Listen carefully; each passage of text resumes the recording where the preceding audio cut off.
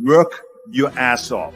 There is no magic pill. It drives me crazy to go to the gym. You read 1 hour a day. I went and worked out 5 hours a day, and I was working on construction with 24 hours a day. Organize your day. Work hard.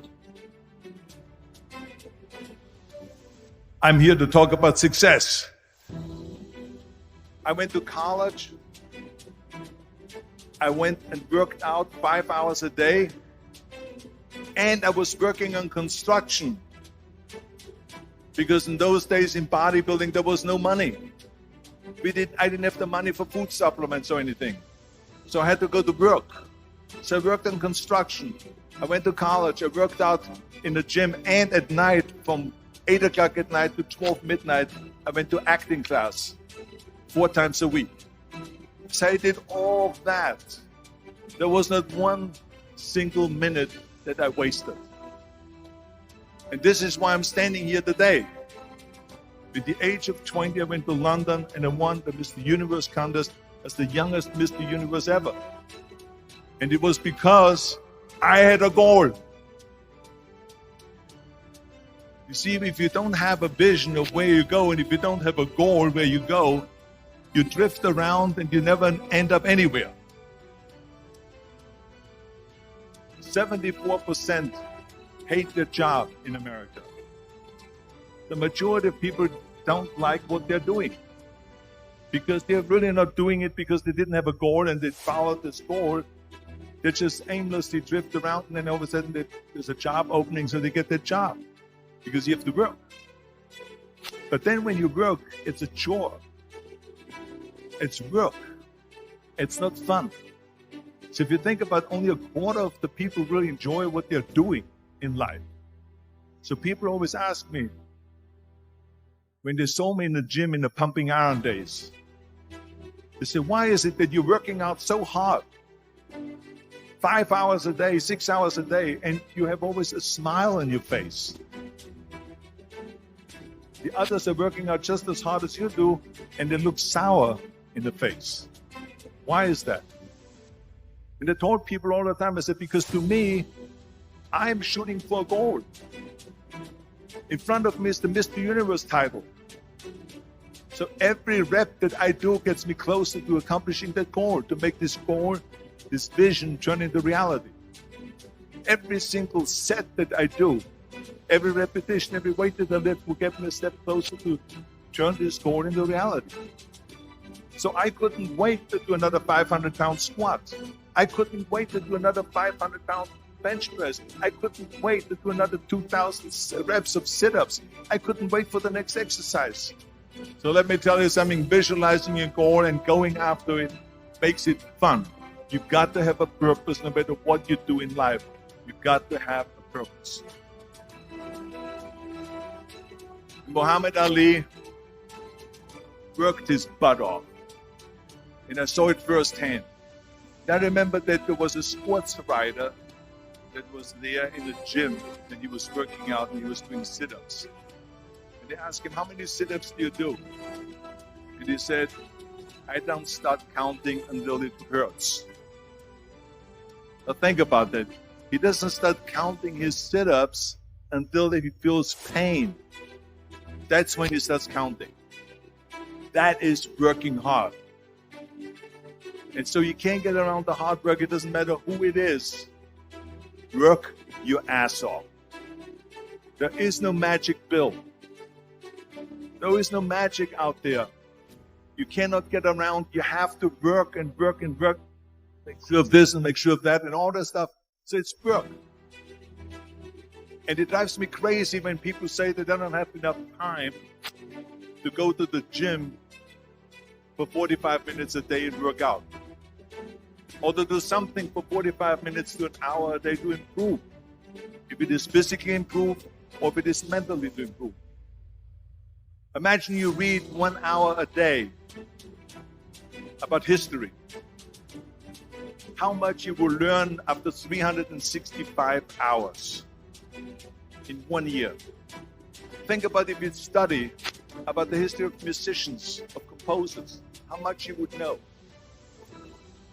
Imagine if you would work on a business, on some business that you want to develop, every day for an hour.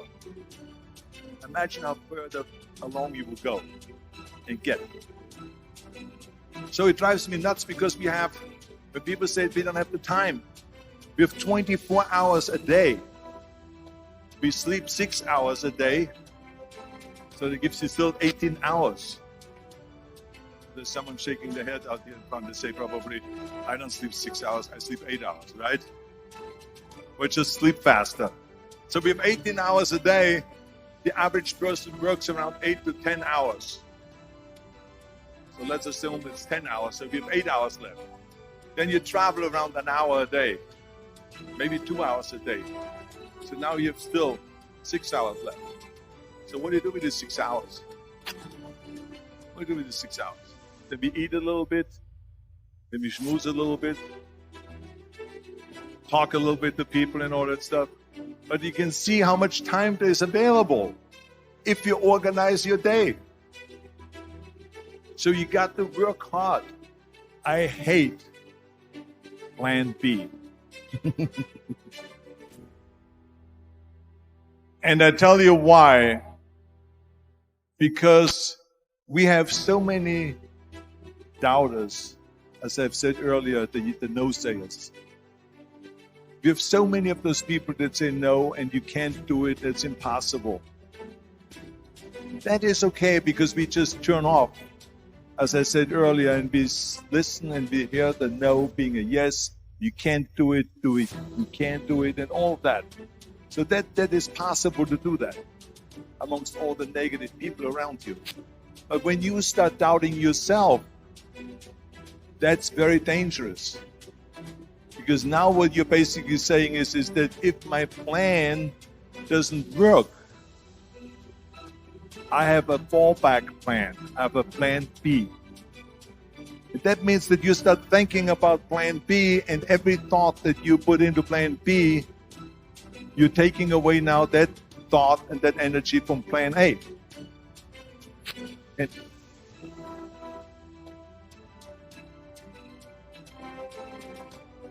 And it's very important to understand that we function better if there is no safety net, because plan B becomes a safety net. It says that if I fail, then I fall and I get picked up and I have something else there that will protect me.